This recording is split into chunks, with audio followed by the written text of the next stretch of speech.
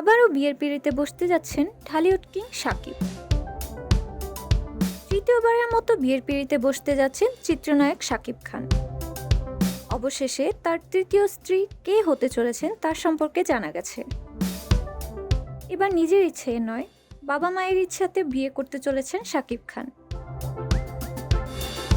নায়কের পরিবারের মতে অতীত ভুলে সংসারী হয়ে উঠুক শাকিব, আর এ কারণেই শাকিবের পরিবারে চলছে বিয়ের তোড়জোড়।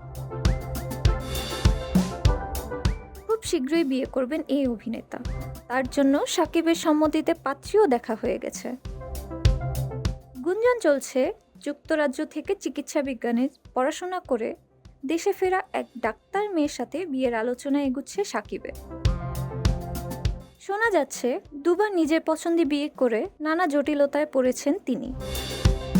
তাই এবার পরিবারের পছন্দতে সম্মতি দিয়েছেন শাকিব। সবকিছু ঠিকঠাক থাকলে জমকালো আয়োজনে চলতি বছরের শেষ দিকে আবারও বিয়ের পিঁড়িতে বসতে যাচ্ছেন ঢালিউড কিং।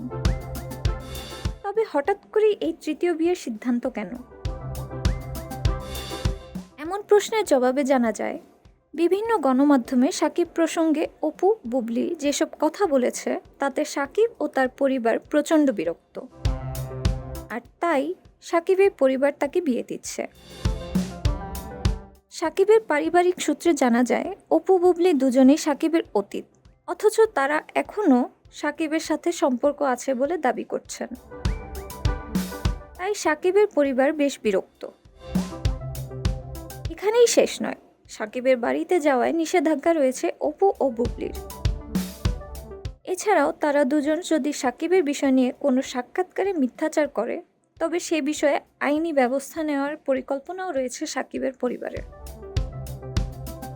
এখন দেখার পালা শাকিব খানের বিয়ে নিয়ে অপু বুবলি কী মন্তব্য করেন।